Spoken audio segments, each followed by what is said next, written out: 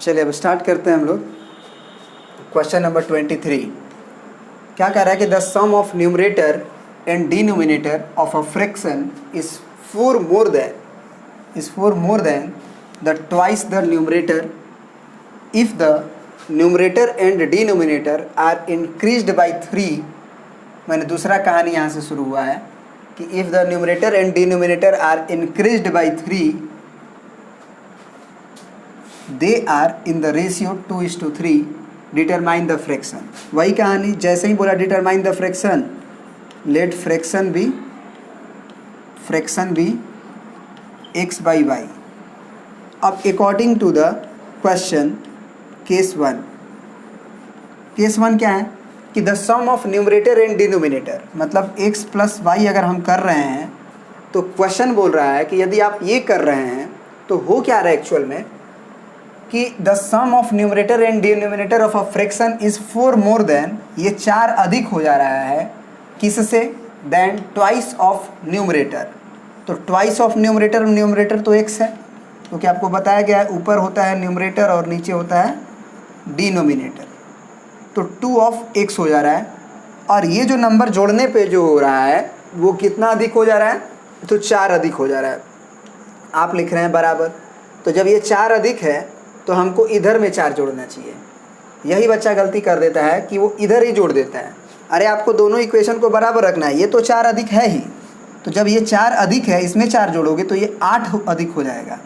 तो इसीलिए अगर इक्वेशन को बराबर करना है, यहाँ बराबर आप लिख दिए हो, तो इसको सही करने के लिए आपको इक्वेशन में इधर 4 जोड़ना होगा। ठीक है, तो इसको थोड़ा देर सॉल्व भी कर लेते हैं। क्या करते हैं कि x को इधर लेके आते हैं, तो x प्लस वाई पहले से है, ये -2x और -4 इज इक्वल टू 0। तो यहाँ से आ जाएगा y minus x minus 4 is equal to 0। तो यहाँ से हम y बराबर बोल सकते हैं कि x प्लस 4।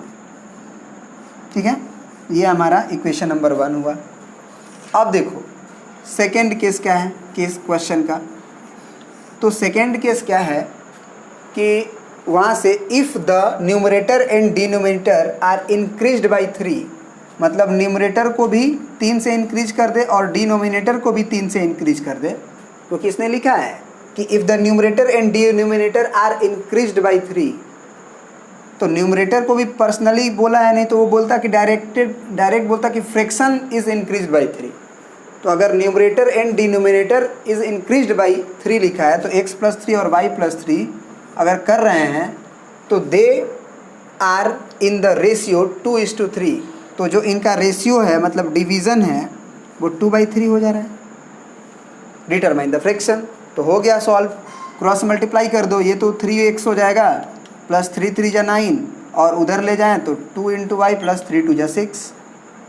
तो अब क्या करना है कि यहाँ से y का वैल्यू उठा के रख दो, तो 3x plus 9 is equal to 2 times of y के जगह पे हमको रखना होगा x प्लस 4 और प्लस 6। तो अगर हम इसको सॉल्व करें तो 3x plus 9 is equal to 2x plus 8 plus 6 होगा। 2x को इधर खींचे तो x होगा, 9 को उधर भेज दो, तो 8 6 14 माइनस 9। तो यहाँ से x बराबर हो जाएगा 5। तो x 5 आ गया, तो y आपका क्या आ जाएगा, यहाँ से x प्लस 4 है तो y हो जाएगा आपका 5 प्लस 4, यानी y का वैल्यू हो गया 9, है ना। तो फ्रैक्शन पूछा था उसने, तो फ्रैक्शन क्या हो जाएगा आपका x बाई वाई। तो x आया है 5 और बाई 9, तो यही आपका आंसर है। अब देख लो क्वेश्चन का रूल का पालन हो रहा है कि नहीं। कह रहा था कि अगर आप फ्रैक्शन और का न्यूमरेटर और डिनोमिनेटर को ऐड करते हो, यानी कि 9 और 5 जो को जोड़ते हो तो 14 होगा। तो वो बोल रहा है कि 14 जो क्या हो जाता है, 4 अधिक हो जाता है किससे, तो ट्वाइस ऑफ न्यूमरेटर से। तो ट्वाइस ऑफ न्यूमरेटर करके देखो, न्यूमरेटर और डिनोमिनेटर तो पहचानने जानते हो ना, इसका ट्वाइस करके देखो, 10 हुआ ना, 5 दूना 10। तो क्या इससे ये 4 अधिक है, बिल्कुल है। तो इसीलिए तो इसमें जोड़ा गया था ताकि ये इक्वेशन को बराबर रखे। फिर दूसरा केस क्या था कि if the numerator and denominator are increased by 3, यानी कि 5 को भी और 9 को भी 3 से इंक्रीज कर दे, तो 5 3 8 और 9 3 12। तो जो फ्रैक्शन है वो क्या हो जा रहा है 2:3। तो आप दर काट के देखो 4 से, 4 दूना के 8, 4 तिया 12, 2/3, ठीक है ना। तो ये भी सॉल्व हो गया आपका। अब आते हैं नेक्स्ट क्वेश्चन पे। चलिए अभी एक क्वेश्चन देखते हैं हम लोग। कह रहा है कि the sum of two numbers, दो संख्याओं का जोड़ जो है वो 16 है, and the sum of their reciprocal, दो संख्या याद रखो ना, यहाँ पे दो अंकों का डिजिट नहीं है, दो अंकों की एक संख्या नहीं है कि आप यूनिट प्लेस मानोगे 10 प्लस मानोगे, यहाँ पे दो संख्या ही है, उन दोनों संख्याओं को जोड़ रहे हैं तो 11 आ रहा है। And the sum of their reciprocal is 1/3, मैंने उन संख्याओं को अगर उल्टा करके जोड़ रहे हैं तो 1/3 आ रहा है। फाइंड द नंबर्स, नंबर्स का मतलब यहाँ दोनों नंबर निकालना है। तो let first number be x and second number be y।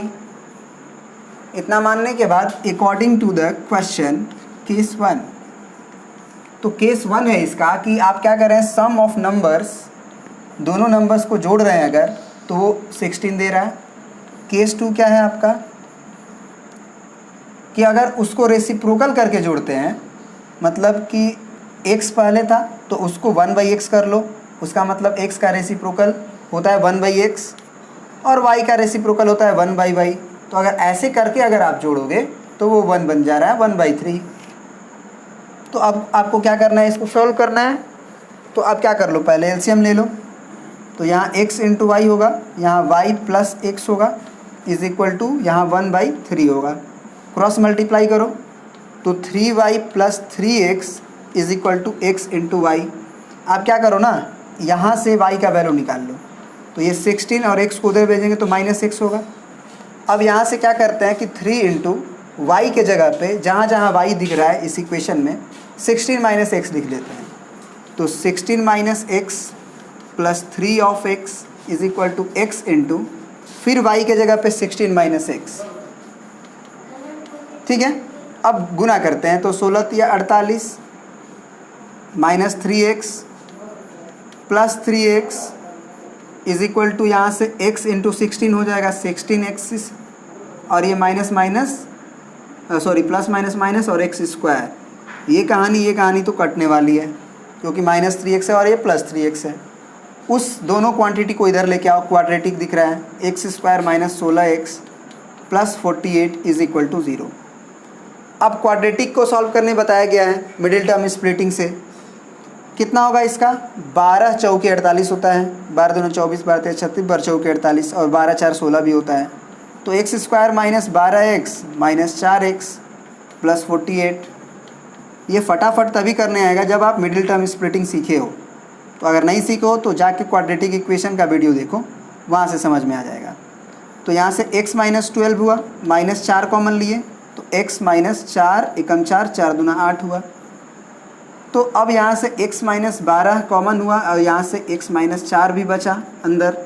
तो यहाँ से x का वैल्यू 12 आया और x का वैल्यू 4 आया, क्योंकि इसको भी 0 से इक्वेट करेंगे, इसको भी 0 से इक्वेट करेंगे, ठीक है। दोनों कंसिडरेबल हो सकता है, वो देखना पड़ेगा क्वेश्चन में, है ना, कि दोनों एक्सेप्टेबल है कि नहीं है। अभी तक तो हम कुछ भी नहीं कह सकते हैं। हाँ, ये कह सकते हैं, नहीं कह सकते हैं, बिल्कुल नहीं कह सकते हैं। अब देखो लिखेंगे कि if x is equal to 12 then y is equal to, वहाँ से 16 माइनस x है ना, तो हो जाएगा 16 माइनस 12 यानी कि आपका 4। तो ये एक केस हुआ कि अगर x 12 माने तो y का वैल्यू 4 आया। फिर दूसरा केस, इफ़ x को कंसिडर आप अगर 4 कर रहे हो then y is equal to 16 minus x, again वही रखोगे वहाँ से ही फार्मूला, तो 16 माइनस 4 यानी कि 12। तो ये तो सही है ना, ये तो सही आना ही चाहिए। यानी कि जब x आपने 4 सेलेक्ट किया तो y अगला 12 आया, आना भी चाहिए। मतलब इसमें पहला दूसरा नाम की कोई चीज़ नहीं है। अगर आप पहला नंबर 4 मानते हो तो दूसरा नंबर 12 हो जाएगा, और यदि पहला नंबर ही आप 12 मानते हो तो दूसरा नंबर 4 हो जाएगा। तो इसने पूछा था कि फाइंड द नंबर्स, तो आप लिखोगे नंबर्स आर 4 and 12। या 12 and 4, बात एक ही है आपका, ठीक है ना। तो ये क्वेश्चन भी बन गया, आपका आंसर हो गया। अब आते हैं नेक्स्ट क्वेश्चन पे। तो अब नेक्स्ट क्वेश्चन में हम लोग नेक्स्ट वीडियो में आएंगे। वो ट्रेन से रिलेटेड क्वेश्चन होता है ना, वो वाला ट्रेवलिंग वाला, वो देखेंगे। बहुत बढ़िया क्वेश्चन है, इसको तो आप पहले प्रिंट कर लो।